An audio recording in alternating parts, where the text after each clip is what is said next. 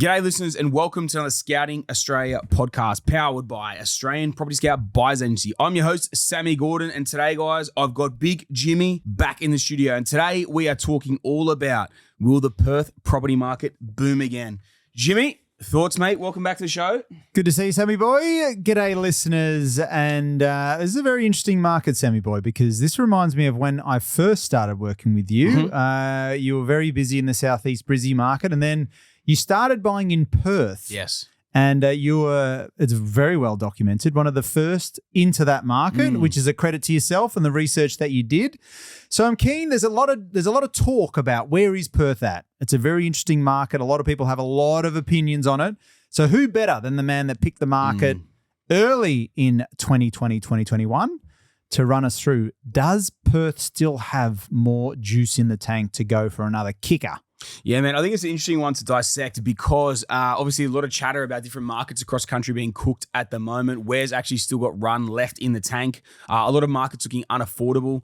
Different markets still kicking, still pushing on. Like Adelaide's still going pretty strong. Brisbane's still going pretty strong, even though smaller of the capitals. But Perth obviously had a little bit of a hiatus. It's had a pretty strong run, had a pretty strong influence from both investors and BAs. And when they exited the market, man, we did see it exited the market combined with sort of a prolonged period at the higher interest rates. We saw the market sort of slump a little bit off the back of that side of things as well. Now, the market went really hard in the first half of last year, being 2024.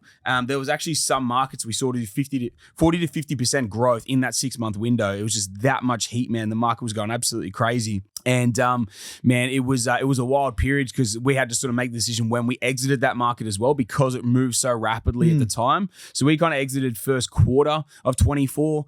Market still pumped for kind of the next 2 quarters as well. And then what we saw the back end of 2024 was a lot of, like I was saying before, investors and BA sort of pulling out of the market. Now the market kind of slumped a little bit. Some markets, some sub-markets, which I'm going to dive in today, pulled back a little bit. Some stayed pretty steady with where they were, and then some have actually kept pushing forward, albeit at a slower, much slower pace as well. But the real question being like pulling back the hood of the Perth property market, and does it still have run in the tank left? Is it done? Or do certain pockets still have boom left in the tank? Does the whole city have boom left in the tank? So man, that's the idea of discussing and really, pulling back the hood today and really running through it from that end. Especially because a lot of APS clients do own properties in Perth, so they'd be very curious on this. Do we need to go back further about Perth over the last 10 to 15 years in order to determine what's happening next? Like, is it worth just looking at Perth in general and just the backstory on that market in general and what it's seen and where it's heading? Not really, but we can. I mean, if we look back to the last genuine boom period was 2004 to 2007. And one of the big reasons I say not really is because past performance or past market stimulators are not an indicator of future. Cities like Adelaide and Perth and even Brisbane to a smaller extent as well have always had a level of mining reliance on them. Now Perth saw a little bit of a mining blip and a mining boom back in 2013, 2014 where it came up.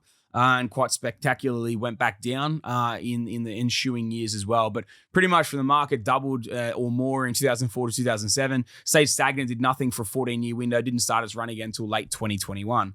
There's a long period of stagnation there. We re-entered the market late 2020, bought pretty much uncontested for the whole way through for around about 12 months until the market kicked again. Q4 of 2021. And then, yeah, man, so it had a pretty solid sort of 3-year run about it. But the question really remains, like, does it still have run left in the tank? And I think, this is something we can actually dissect a little bit further in as well. But man, firstly, I kind of want to throw it to you for your thoughts on it as well. Well, I was curious actually why you entered Perth in the first place. Just to recap for those listeners out there, is it worth just giving us a bit of a context? What did you see at that time in Perth that really made you go, yeah, this is the next market that we're going to actually go hard in? Man, I think one of the biggest things that I was sort of witnessing in particular was probably the size of the capital city combined with the affordability ratios at the time as well. The income to house price ratios were absolutely off their head. Proximity to beaches as well, proximity to CBD locations and infrastructure and employment nodes are really, really strong. But that lifestyle factor, of a capital city, a beach sort of style capital city, is kind of like the Gold Coast, but bigger, because almost the whole thing is spread along the coast. But instead of being 500,000 people, you've got over 2 million people. Also, a lot of like big big employers there. It was becoming a lot more diversified as well. There wasn't a huge amount of infrastructure projects on the pipeline. There were some, but it wasn't enormous. I'm going to dive through this in a little bit as well, kind of compared to the way the market's looking and the infrastructure projects are now. But man, I could just see, and I knew investment capital would flow there, especially once Brisbane had really taken off and Adelaide as well. I just knew the investment capital would flow there as being the next, making sense investment location. So that's where we made the decision late 2020 to kind of pull, some of our investors' focus over there. Late 2020 heading into 21. 21, we acquired very aggressively there. It was a diversified split as well. If an investor didn't have property yet in Brisbane, we would put him into Brisbane before Perth a lot of the time. But for our multi-property investors, up to their third, fourth, fifth, all the rest of sort of thing, diversifying into that as a location was something that we put a heavy emphasis on, and something that I believe strongly in myself as well. I acquired probably circa 10, 15 properties between late 2020, early 22. Yeah, I think in the end, I landed on around about 20 to 25 assets total in the location in the city. So it's one of those things, man. When we first entered, we kind of had it more as our multi-property investor style location. And then as it got closer through to actually starting a cycle, that's where we sort of pivoted it back to being also a great location for first timers, because no longer was it sort of becoming an up and comer. It was starting to turn into a running market. We were just starting to feel the heat sort of start pick up. So it was interesting to see, man. And the interesting thing as well in 2021, it wasn't investors we were primarily competing with. It was actually home buyers. So both first home buyers and just home buyers in general, they were our main competition for the most of 2021 until we went into 2022 where it started to really pick up. So the data really came on our side when getting to the back end of 2021, primarily due to competition against first home buyers and home buyers in general. And those sellers, they were holding on to those properties for 15 years with very minimal growth. So I remember you were buying properties cheaper than what people paid for them literally 10 to 15 years prior. Yeah, 100%. Both in the 2013-14 mini boom and 2007-2008, we bought probably 100 properties that were cheaper what we paid for it than what the sellers had picked them up for all that time ago as well. So that's crazy. That's the beauty of knowing when to actually time a market genuinely right. over the average Joe for sure. Okay, so you've spoken a lot about different indexes, the affordability index and different key things that made you want to enter that market. It's had some significant growth. So where are we at today? And the whole topic is, will it continue to run? Before I jump into that, I think one thing to really consider around this equation or consideration of location, right? In terms of your portfolio, there's two sides here.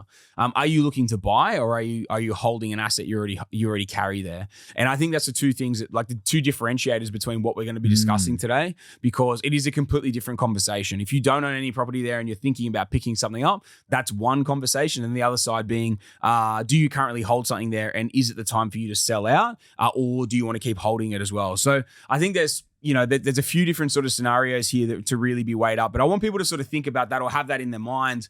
And I think people will have that in their mind if they either do or don't, already own property there. So that's going to be an interesting one to sort of, pick apart and unpack today as well. Okay. I like that. And one other thing I want to preface this conversation with before, I was going to do this potentially at the very end, but I think it makes sense to do it at the start. Again, like I said, I own somewhere between 20 to 25 properties in Perth. In the last probably like 3-4 months, I've gone through a sell down and I've sold, a sell down of my overall portfolio where I'm in the excess of 25 to 30 properties I'm selling off. And I've sold about 7 or 8 properties in Perth at the moment as well. So I have gone through a sell down, but I think it's just a prerequisite of beginning this conversation, of throwing that into the mix and sort of where I sort of see things playing out there as well. So actually, that's a good point, Sammy, because you sold down because you bought your primary residence, yes. right? But I'm curious, if you hadn't bought the primary residence, that actually adds another dynamic. Would you have held them all? For sure. So it would be, yes. I like the sounds of that. Yeah. Okay. So hence throwing a bit of a curveball at the start and something for people to think about. Well, let's face it. People are in two camps. You either own something there or you don't, and you're looking to invest there. We know that there are a lot of investors still buying in there. Some of the properties that I think most of the properties that you've sold you've sold to other BAs. To other BAs and investors even now. Yeah, for sure. 100%. And I think it's something to throw into the equation too, something to be a consideration. And I also think it was prudent for me to mention that, because I know a lot of our investors have sold off in there as well. We've got a huge amount still holding on, but there's obviously a decent amount that have also sold off some assets to be able to keep moving forward too. So there are always different facets and different ways you need to look at this thing to see what really makes sense for the individual as well. Which one do you want to? Anyone you want to start with? particular? Man, I think we should start, if we start talking about Perth in itself and actually assessing the market in itself. Okay. I think if we're talking about things like infrastructure projects Yes. and actual projects there on the go, man, there's a combined, and depending on proximity to Perth and how much you call it sort of Perth and externals as well. But in Perth itself, you got over 30 billion. You got between 30 to 40 billion dollars worth of infrastructure projects currently either underway, in commencement, or in approval phases right now in the Perth metro region. Perth, and again, as I say Perth and Perth metro, we're talking 30 to 40 billion dollars worth of projects total. So man, you've got road up, so massive amount of road upgrades, hospital and university upgrades from that end, port and refinery expansions, which are literally within Perth too. Yeah, man, and like some of these road projects are massive as well, like kind of $2.5 to $4 billion individually projects too. So what I think is interesting to unpack is when we actually first entered the market, the amount of projects was actually very small. So I wasn't entering it because of an infrastructure project boom, right? That wasn't my reason for entry. It was on a very different level in terms of why I thought it was going to be the next city to boom and the next city that was going to cop a huge amount of investment capital. Now, the difference being is that the city then did boom, and it did go through a massive boom. So my gut was right on that side.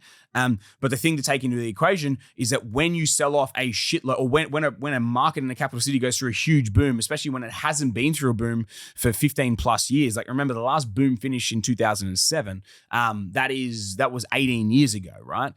So between 15 and 18 years ago from when this boom started, all of a sudden they haven't had the sort of capital that they had during that last boom, and now all of a sudden they have it again, right? So you think about the amount of money that transacts through stamp duty, but even you think the amount of money that actually flows through the economy with a massive property boom, both construction, building, all the relevant trades and affiliate companies and support industries that support alongside the actual housing construction. You think about real estate sector with property management, with even the maintenance side and everything that goes through with that as well. Just this huge amount of boom that comes through from it. And obviously one of the main things being stamp duty. It's an immediate, quite substantial cash injection that they would have got. And then also combined with land tax, it would have increased as well. But the biggest one being that stamp duty injection they would have had into the economy over the last 4 years.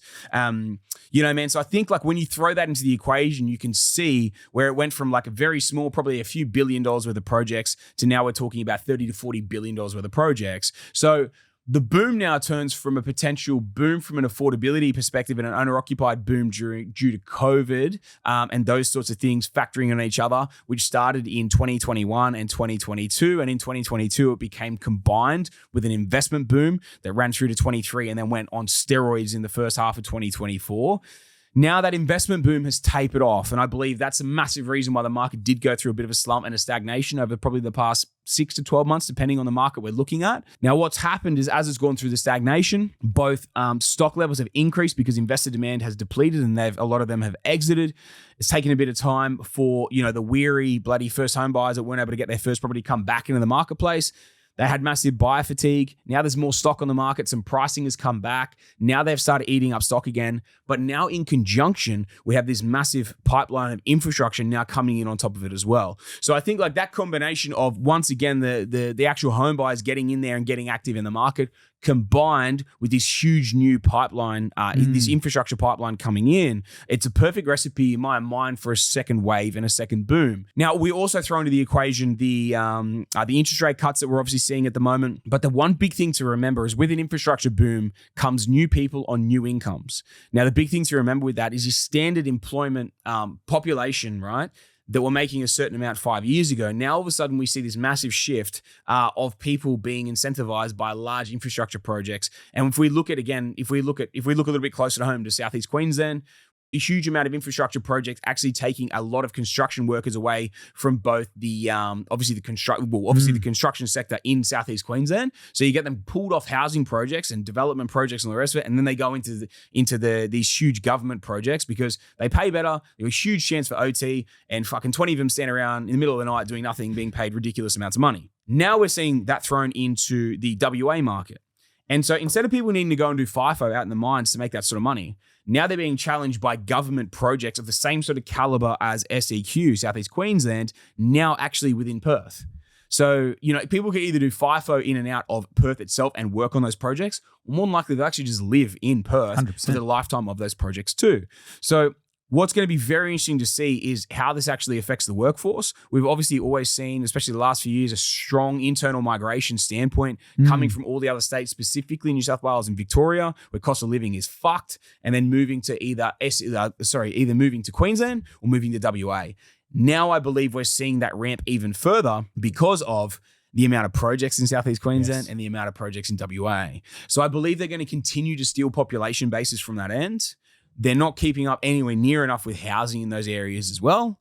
And we're seeing a boost in actual incomes in those areas now too, in both cities relevant to, we talk about Queensland, we're talking about SEQ, we're talking about circa 4 million people. But then we're talking about Perth itself as an isolated city being the beneficiary of that. So we're talking, it almost sounds like another perfect storm there, Sammy boy. I mean, you're talking about all the different metrics that stimulate growth, population growth, lack of supply, higher incomes. Yeah, boost the incomes. Yeah. Affordability is still there. Well. Even though it's gone up significantly from where it was, it's still very affordable, as you said, compared to Melbourne, Sydney. Well, I mean, this is something I'm going to pull apart as well, is I've got the actual affordability numbers in our metrics and the way that we use them as well, and the scoring charts that we use them to. I'm going to run through that in a second.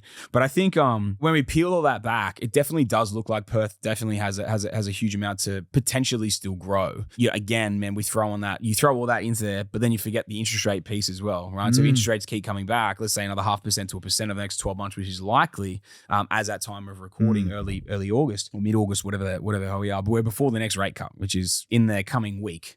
We look at all these things sort of factored and laid over each other, and it definitely looks like there is a potential for another run. Yeah. The big thing to take into the equation is affordability, which you're going to be looking at next up.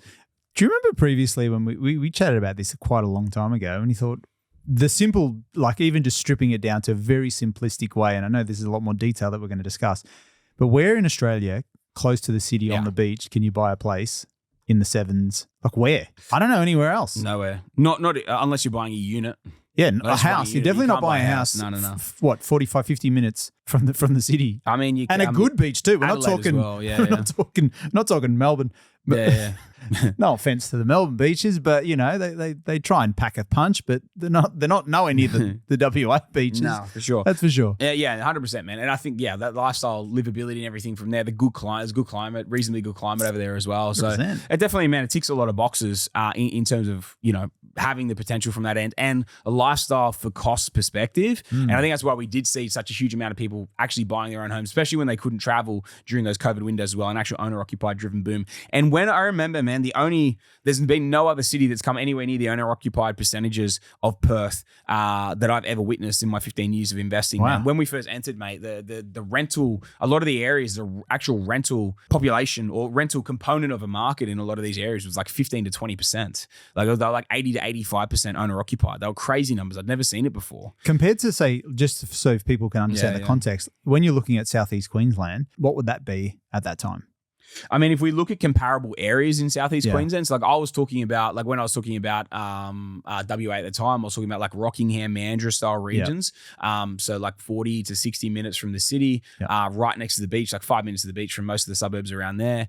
Man, that was sitting between, I remember in particular, Halls Head was at 16%, up to like 20 to 25% for like more of your like rental shitty suburbs. If you throw it in comparison to similarly priced areas and assets in Brisbane pre-boom in 2019, if you were talking Ipswich and Logan, which probably are the most comparable areas pricing-wise or very similar, you're talking anywhere between 40 to 55%. Wow. Yeah, 40 to 55% owner-occupied or rental numbers. At that time, right, when you're looking at these numbers and it's such a drastic difference, were you a bit nervous going into Perth at that time? Fucking oath, I was the only person doing it. There was no one else there. Because did you think it's just too good to be true? Like, is this, what have I missed? Or? Yeah, I mean, yes, like I was very nervous from that end, and also supply and demand imbalances weren't in our favor. So the market definitely wasn't in a growth cycle yet. Okay. It was just sitting neutral. It wasn't moving at all. So it was definitely concerning. And yeah, man, I was very nervous getting in there. APS wasn't the size it is now, and I probably didn't have the confidence level that I do now. So like that move to go and do it was probably the ballsiest thing that I ever did at APS, was making the decision to go into Perth at that time. All right, you did mention the affordability index that you were going to go through for WA. Do you want to unpack that? Yeah, for sure. So, like, look, I'm not going to run through the exact way that APS scores affordability specifically, but what we like to do is we run it through. It runs through many different metrics to spit out a score that we score a property in from an affordability perspective. The lower score, the better. Places like Sydney typically don't score at all. So if something goes above 100, it is no longer calculable with our metrics and how we use it. So, to put that in perspective, a lot of Sydney literally doesn't even measure on the scale. Okay. And there's a lot of different, even a lot of pockets of Melbourne and stuff don't even measure on the scale. Again, it really depends on the areas. A lot of like blue chip areas in all capital cities don't measure on our scale. And there's multiple different reasons for that, which I won't bother going into today. But what we like to see is a score as low as possible based on our metrics. If we run through a lot of the different areas that we've we were talking about Rockingham and Mandurah before. So Mandurah is sitting at a score between around about 30 to 40 right now, which isn't too bad. So to put it in comparison or to put it in perspective, like a lot of markets when we first enter might sit anywhere between like a 15 to 25, which is pretty decent. That's when we first enter. So to be sitting at 30 to 40 isn't too bad. You're not that far past our typical first market entry numbers. So I don't mind that at all. Like Mandurah's sitting pretty good. Rockingham's sitting even better. One of the suburbs in particular, as low as 21. The highest I found in there, well, actually the band, there was a couple that shot out that were just, way out of the price point.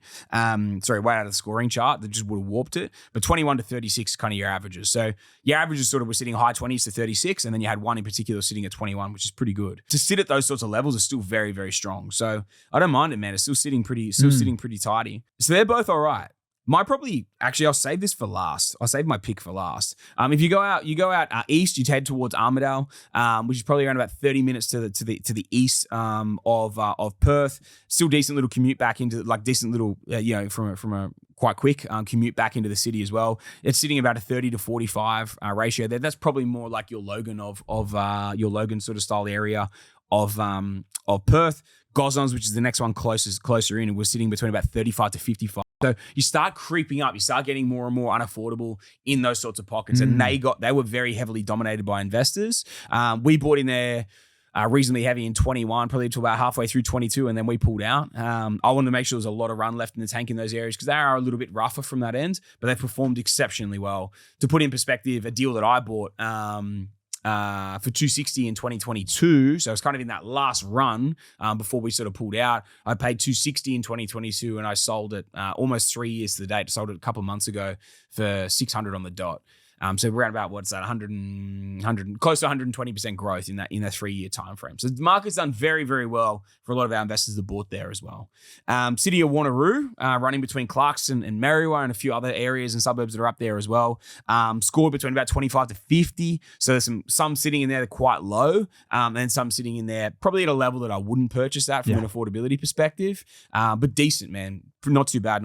And by the way, I'm running through areas that I probably would look at from an affordability, from an investment perspective. Like I wouldn't be looking at blue chip sort of style areas because I don't even factor them into the equation. Of course. To me, they're not an investment. City of Stirlings, that's actually very close to the city. Like if you're talking like 5 to 8 kilometers north of the city, but you've got some quite affordable pockets in there. I own a few properties in there. Bulga, Girraween, Mirrabooka sort of style areas in there too. Affordability is still not bad there. You're sitting between about 35 to 45 across the board. Now that's very interesting because of the proximity to city. I actually don't see that as too bad an option. Like that's pretty good. They're a little bit rougher in there, but no rougher than Armidale. And you're talking 8 to 10 k's from the city as opposed to 25 to 30. So or further. So I don't mind that. I think that's pretty decent. But my pick and the one that's still sitting there, that's like, and I've said this to a couple of clients and a couple of staff members that are holding on to properties there at the moment and they're tossing up, and a lot of them were thinking of going to sell. But it's actually Kwinana. And Kwinana, when we first entered, was very, very low. But most of Kwinana is sitting between about 23 to 33, 35 at the moment. So still very affordable. It's halfway between like Rocky and the city. You're talking about half an hour back into the city. But I just believe there's going to be a really good first home buyer demand take up there. And we've already seen that. So it was very heavily dominated by a few investment groups and a few BAs and stuff very late into the cycle. So when they pulled their interest, all of a sudden properties dipped between 10 to 20% depending on the asset type there. But I wasn't worried at all that we'd sort of miss that piece because I knew that first home buyers had also exited at that point. Now, also factor in the equation, most properties we bought there was circa 220 to 300,000. Market sort of topped out at 600 and then dipped back. So we're talking like more than 100% growth on a lot of these style of assets. And instead of 600, they dip back to anywhere from low to mid 500s. Firmly believe that's going to be one of the areas that's going to be picked up and hammered and sort of taken on by investors once again. And I think first home buyers in particular, which they're already active in there too. So I had a couple in there that I sold, bought by first home buyers and paid pretty decent money as well. I think a lot of the actual uptake has already come back in and it's already bounced back. If the market fell by 20, I think it's back up by about 10 to 15. We're not far off the peak. So that's my sort of conclusion from an affordability perspective. I think it's sitting pretty strong. If we look at, I'm not going to really compare it to areas of where we look at in other states and other cities, but like it's still looking pretty sound and pretty affordable. In particular, combined with a little bit of a slump back from pricing as well, and a little bit of an uptick in wages too. So it's been very interesting to kind of watch that sort of come through from that end, and the city sort of start to look a little bit lively again. So anything you want to sort of throw in that before I jump into the conclusion? I was just going to say, is it hard just to give a rough guesstimate of like what price point, entry point are we looking at for a lot of those markets? I mean, man, you kind of anywhere between about 500 to 750, okay, depending on the asset type. So it's right in the sweet spot of investment stock. And so I think is the logical segue for you now is like in your opinion, because you're saying that they're still affordable. However, when you're assessing that market to other markets that you've since entered, we're looking at, well, what is the better option? Because we always talk about opportunity cost. Now, it's not saying this is a bad option, but is there a better option out there? And obviously, that's where you want to put your investment capital in, which leads us to, if people are going to move their money, is there a better market to be redirecting it? Yeah, for sure. And look, that was actually the piece that I was going to finish up with, right? Okay. To buy versus hold. But I'll jump into it now. And look, I think like running through all that, man, it's still, and me knowing what data metrics and what affordability ratios and scores I've seen in other locations in other cities, man, it's still a good bet. Would I put it at my absolute number one? I probably wouldn't. But we also have buying power. So like I know that we in other locations can secure better deals, potentially at areas that might have slightly more in the tank, right? But someone that maybe doesn't have quite as much experience, or they're trying to buy themselves or something like that, it could be an opportunity to buy in a slightly less heated market to get yourself a quality asset. Just being mindful of the fact of not entirely sure how much run it could have in the tank, because most of these markets have more than doubled. But it doesn't mean there isn't still growth left in the tank. And I think that's the thing to really pick up here. And I think like going back to my very first point of more like less and less markets actually being readily available to be able to buy in, does it represent an opportunity to get into something that still will give a run? And I think the answer is yes. If I jump quickly over to the side of hold, like buy versus hold, right? I think if you don't need to sell a property in Perth right now, I wouldn't be selling. I think there's enough backing the market now, combined with falling interest rates, that I think there is a decent argument to retain assets and hold assets there for the next 12 to 18 months to see what happens in the marketplace. I've got a good gut feeling the market's going to kick again. So I would have a good thing, like I would hold on to that. Now, the question is, if I can't do anything else but sell a property in Perth that unlocks me to keep moving forward, thinking of school of property students that understand how to do that now to a greater extent. If the answer is to be able to do 2 more properties for the sake of selling one, then I probably would sell. But if the answer is to go for one, I would just hold. And so I think it's really important to understand that as to what the actual overall strategy is going to be and what are you going to be able to do within your portfolio off the back of selling. And that should really strategically make the most, that will be able to define for you what the best choice is. So that's how I would really look at it and make the decision from that end. In terms of actually buying versus other locations, man, it would still be up there on my list. Especially running through everything we ran through, both from an affordability perspective, from an infrastructure pipeline perspective. I think there's a lot there that still holds merit to still retain, to still potentially look at it as an area to pick up assets. Yeah, these are all such great points, Sammy boy. I'm loving the content. It's such a hard thing for someone to do on their own. I'm trying to put myself in someone who's just listening to the podcast and trying to make their own headway. If they're not looking a few steps down the line, you can quite easily see how people come unstuck, right? They might get into the wrong market, get caught with the wrong asset. Whereas that point you brought out before, there's no use going from 1 to 1. If you can do 1 into 2, and those 2 need to work for you to continue to move, then obviously that's a no-brainer. But the biggest fear for people is, well, shit, if I'm not using APS or a good quality BA, how am I going to actually do that? So I might as well hold off. Might as well just keep the one. This strategy piece has never been more important than this point right now. Do you hold? Do you sell? Do you duplicate? I love that. I think the other important thing to note is if you're stuck at one, but like nothing on one or two, or you're stuck in general, but nothing's really changed in your situation, I would hazard a guess that you don't fully know what you're doing, and there's probably money being left on the table. Unless you're a School of Property student / Australian Property Scout, investor, membership, all the rest of the bullshit, and you know our strategy and the way that we actually move through. If you're stuck and nothing's actually genuinely changed in your situation, I would say you're stuck because you don't know how to actually make that next move. So something to really think about from that end, there's almost always a way to still be able to move forward. And almost no one should get stuck at one property. So, man, it's understanding that piece and understanding how to actually be able to build that from that side as well. And exactly as you're saying there, the strategy piece, the strategy component is so important to that, as is the correct asset selection in the correct location at the right price. You got all those things right, man, you know what you're doing. Yeah. There's no reason you get stuck at that number. And when I say like nothing drastically changed, I mean, let's say you're a married couple and, you know, one of the married partners, married couple goes on maternity leave and there's a baby that's now come into the mix. Okay, sweet. Well, that's a drastic change in your scenario from an income perspective. But if you were two married people and nothing's changed and your incomes haven't gone down or they stayed the same, or have gone up a little bit or whatever, let's just say there's nothing changed since the last time when you first bought, there should be no real reason you actually get stuck. Yeah. Other than potentially capital. But from a borrowing and a lending perspective, you know what you're doing, you shouldn't really get stuck. And if you're buying the right assets from a capital perspective, letting time do its thing of like a 3 to 6 month window at least, there should, again, be no real reason you get stuck. Okay. So I think it's just important to note that too, that you should always be able to have a pathway to move forward and not get stuck at a certain point. So can I ask you, is this the right time to ask you, if you didn't need to sell down any assets to pay down some of the debt on your primary place of residence, would you have sold those Perth properties? Yes. And the reason why I say yes is because I always like to hedge. Not that so much that I needed to sell, but at the time when I made those decisions to sell, I probably wouldn't have sold as many, but I still would have sold. So I think I sold about 7 or 8 in the end. If I didn't need to sell, I maybe would have just sold like 3 or 4 or something like that. And how many you got still? Roughly, you said? I still would probably have 15, but of those 15, 50% of those would be granny flat deals. Okay. So I would have 7 or 8 granny flat deals left, and I would have 7 or 8 bread and butters left, and I would have exited the other component. So I'm definitely still holding, a third of overall stock that would be bread and butters I'm still holding, and then a third are granny flat deals I never look at selling anyway. Okay. So yeah, man, I think it's all relevant to the individual scenario, but like with me and with that decision to continue to hold, I or sell the ones that I did sell, and why I still say yes, like needing to sell them for the primary residence was a different decision, and it was a different decision that I went across my entire portfolio. Again, I exited about 7 or 8 out of Perth. I sold 2 in Adelaide. I would have gone close to selling. I will go close to selling 10 in Brisbane. So almost all my bread and butters in Brizzy, a decent portion. Again, would I have sold all of them? Probably not. I might have kept a few in the tank, but I'm going through. I've done a lot of subdivisions. I've done a lot of big renovations. I've held a lot of properties through massive cycles, and a lot of these deals have actually tripled.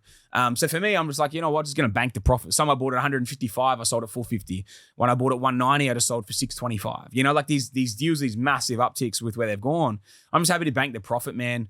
Clear the debt, put the cash into the primary residence and move on. And Sydney, man, I'm exiting out of everything I own in Sydney. Yeah, wow. So Sydney, eat a dick, see you later. All gone. He's turned away. Even the ones down the Southern Islands. Gone, bro. On the market. Ooh. On the market right now. Jeebus. As of recording, yeah. On the market. So, yeah, man, I'm going through consolidation. And a simple fact that I've always had is, and always believed, is that bread and butters are in the portfolio for capital growth, right? Once the capital growth has been exhausted in an area and you genuinely believe it's been exhausted in an area, you clip the asset, you move it into either more assets like that, or you reduce debt. So look at the primary residence, reducing debt, more assets like that. I've still been accumulating pretty aggressively this year with bread and butters, or you move it into high cash flow assets. Now, I would own about 25 house and granny flat deals. That's literally individual house and granny, so 50 odd rentals across the 25 to 30, whatever it is. But then I've had a strong focus moving into commercial the past 18 months as well. So man, I'm doing a combination, and the actual sell down of those 30 odd properties that I've gone through for my primary residence, I was actually going through a sell down of 15 to 20 to go towards a large commercial asset. So I was going through that sell down anyway. A huge amount of those properties I was already priming and getting ready for sale. Because again, I look at the ones in the Southern Highlands, like yes, it's where I'm from. One of those assets was the second property I ever built. I lived in there for like 5-6 years or something like that. But ultimately, it made sense to sell it. It doesn't really make sense to hold it anymore. I paid $355K total for that asset. I'll sell it for around about 1.2 mil. What's the point of holding it? It rents for $800 a week. So like actual yield on purchase is fantastic, but yield on value now is average. And there's no point in me holding it. And then the net holding cost of a residential asset, it's just, I don't see strong growth coming through in that market for quite a while. It's nearly quadrupled in that time frame in a little over 10 years. So I just don't see the point of holding it. Yeah. When I can move it into something like a very strong commercial asset that's going to give me significantly better return. Other question for you, Sammy. So that all makes sense. And clearly that's and to throw just some numbers real quick for half a second, right? If we think about, sorry to cut you off there, but if we think about that $1.2 million asset and you hold it with $800 a week rent, that's $40,000 a year, right? At $40,000 a year, on $1 million purchase price, that would be a 4% yield, gross yield, not even net yield, gross, right? But the asset's actually worth 1.2 million, yeah? So, and then out of that, you've then got to subtract costs. So you would estimate that it's going to end up at somewhere between about a 3 to 3.5% gross yield, net yield once everything's taken out on value, right? So, and sorry, that's on $1 million, right? So it's actually at a 1.2 mil. But I mean, even if we factored $1 million, because you're going to have some sales costs on the way out, blah, blah, blah. But you're going to sit around about 3 to 3.5% net. Now you think about it, even if we went in and bought at just $1 million, let's say out of the $1.2 million sale, you got some sales costs, maybe paid a bit of CGT, and then obviously you got stamps on the way into that next deal as well. Just for that scenario, just to net it out at the same, the mil to a mil, even though I sell it for circa 1.2. You buy a good solid asset at $1 million in commercial, I'm going to be getting a 6% net return. Net. So we're talking about net, so all costs covered, 6% net. So if we look at the 6% net versus the 3% net, why would I hold a residential asset? It just makes no sense long-term for cash flow. And if that's what the transition towards a portfolio is now, and obviously myself and my position, that's for an everyday investor, that's a great turnaround result for them. But for myself, like I'll multiply that. Let's say I sell that one. I got another one just down the road that I'll sell as well. I'll clear combine somewhere between 2.2, 2.5 mil. But then all the other sales that I'll do, I'll have enough to be able to do. And by the way, that's if I was just going value for value. But you got to remember, most of those deals are sitting at sub 50% LVRs. They're sitting at 40, 50% LVRs. So if I actually take that additional cash that is 60%, of the value of the asset, and now go and dump that into other properties, I could probably buy with the sell down of say $6 million worth of property. If I leverage it back up a bit, I can probably go buy a $10, $12 million asset because I've taken on more debt relevant to the cash that I've cashed out of that asset as well. So all of a sudden, I've gone and taken all these low net yielding capital growth properties that have performed exceptionally well. Mad, thanks for doing your job. Now fuck off. And I'm going to go buy something that's actually going to give me a great return cash flow wise long term. And ultimately, that is the name of the game. Yeah. And whether it's keeping it in say, very strong residential cash flow deals that I've got, perfect. I'm happy to hold those. I'll sell something off to maybe debt reduce some of those because they're sitting very high, very strong net returns, 8, 10, 12%, depending how long I've owned them. But the actual bread and butters now, they are being re-engineered. Their purpose is being re-engineered for something like that that's going to make so much more sense. And there you have it, ladies and gentlemen. If you're trying to figure out how do you replace your income and retire from property, that was just a beautiful walkthrough, Sammy boy. I was about to say I don't even know how the fuck we got there, but it makes sense because we walked through getting to the end of cycles, selling it down and repurposing it the way you're supposed to repurpose. 100%. So I hope some people took some good value out of that because that's how I break it down. And when people talk about, you buy property and you never sell, you buy, hold forever, never sell, show me them being retired. Yeah. It just doesn't happen. Yeah. It just doesn't happen. From property, you need to manipulate that money, repurpose that money is the better word, repurpose that into assets that are going to give you the return that you need from a cash flow perspective. Yeah. Bank the profit, it's done its job, move on. I think it's brilliant that you tie that in because we're talking about Perth, right? But we're talking about just not to have a property in Perth for the sake of having a property in Perth. Like what is the objective? What are we trying to achieve here? And you've put it up, you brought it up beautifully. The reason why we're doing all these growth properties is to get to that end goal. Yeah. If this isn't serving your purpose by holding a property in Perth, then what are you doing? You need to change your approach. Or if you are going to buy into it, is it going to give you enough growth to do exactly what you just said?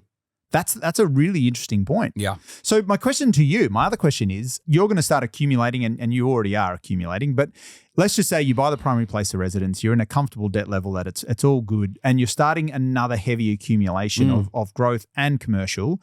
Would you, Sammy Gordon, be re-entering Perth? Mate, it's a great question. I would potentially hedge.